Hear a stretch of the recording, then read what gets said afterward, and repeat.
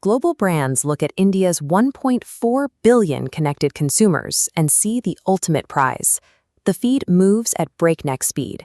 The scroll is endless, and the competition to capture a single second of attention is ruthless. For years, foreign companies relied on literal translation to break in. They took their standard English copy, converted it into Hindi or Tamil, and assumed local buyers would trust them. That approach reliably fails to connect. Winning this demographic requires Indianization. When a brand adopts hyper-local internet culture and formats, the friction drops. The message bypasses natural consumer skepticism because it uses familiar, recognizable structures to deliver the pitch.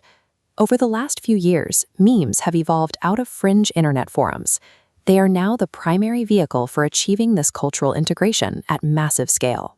To penetrate India's digital landscape, a brand has to strip away the polished corporate phrasing and start speaking the native language of the feed.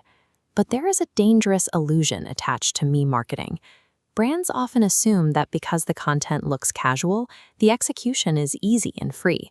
They think slapping their logo onto a viral template guarantees high engagement.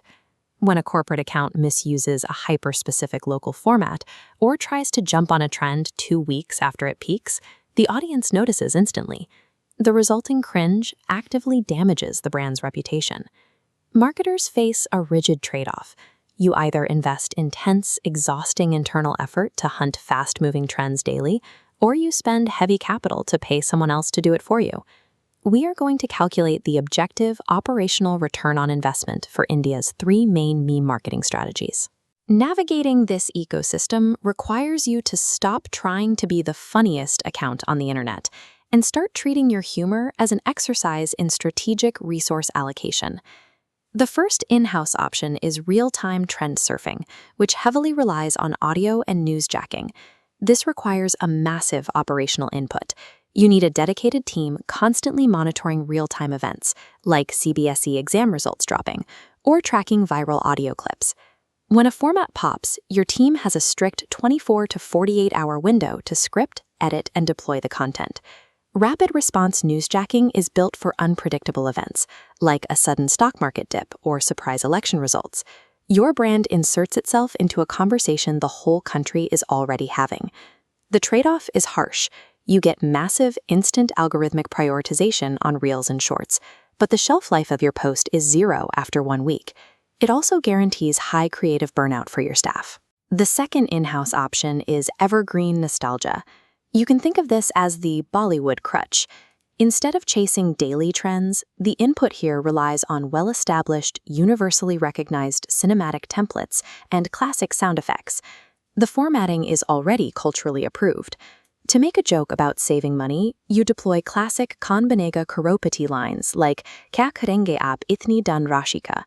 It provides a safe, instantly relatable baseline for the audience. The outcome here is steady. It crosses generational divides safely, but because it operates in a highly saturated space, the engagement velocity stays low. You won't go incredibly viral, but you won't get canceled either. Relying on your own team forces a choice. You either endure high-stress algorithmic peaks, or you settle for safe, ignorable plateaus. Strategy 3 steps outside your building, outsourced meme influencers. The capital input here is steep. Hiring top-tier ex-memers or dedicated meme agencies currently cost upward of 1.5 to 2 lakhs for a single post. That premium price buys you 3 things your team cannot easily generate: instant hyper-local trust, pre-built community engagement, and guaranteed cultural fluency. Outsourcing is critical when navigating dense local topics. A foreign brand cannot authentically replicate highly nuanced inside jokes about shifting political alliances. A local creator already knows exactly where the boundaries are. There are 2 major trade-offs. First, the pricing locks out most small and medium businesses.